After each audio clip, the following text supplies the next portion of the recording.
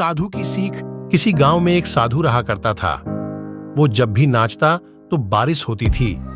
अतः गांव के लोगों को जब भी बारिश की जरूरत होती थी तो वे लोग साधु के पास जाते और उनसे अनुरोध करते कि वे नाचे, और जब वो नाचने लगता तो बारिश जरूर होती। कुछ दिनों बाद 4 लड़के शहर से गांव में घूमने आए। जब उन्हें यह बात मालूम हुई कि किसी साधु के नाचने से बारिश होती है तो उन्हें यकीन नहीं हुआ। शहरी पढ़ाई लिखाई के घमंड में उन्होंने गांव वालों को चुनौती दे दी कि हम भी नाचेंगे तो बारिश होगी, और अगर हमारे नाचने से नहीं हुई तो उस साधु के नाचने से भी नहीं होगी।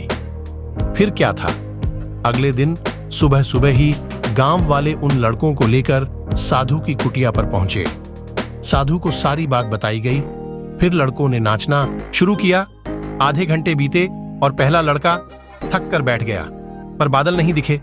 कुछ देर में दूसरे ने भी यही किया, और 1 घंटा बीतते बीतते बाकी दोनों लड़के भी थक कर बैठ गए, पर बारिश नहीं हुई। अब साधु की बारी थी। उसने नाचना शुरू किया। 1 घंटा बीता, बारिश नहीं हुई। साधु नाचता रहा। 2 घंटा बीता, बारिश नहीं हुई। पर साधु तो रुकने का नाम ही नहीं ले रहा था।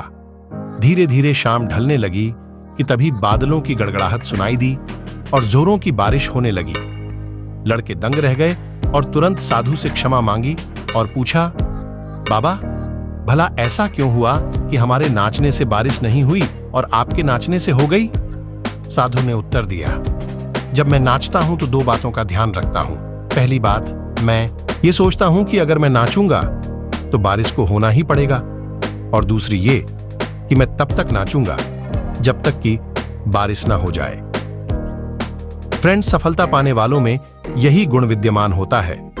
वो जिस चीज को करते हैं उसमें उन्हें सफल होने का पूरा यकीन होता है, और वे तब तक उस चीज को करते हैं जब तक कि उसमें सफल ना हो जाएं। इसलिए यदि हमें सफलता हासिल करनी है तो उस साधु की तरह ही अपने लक्ष्य को प्राप्त करना होगा।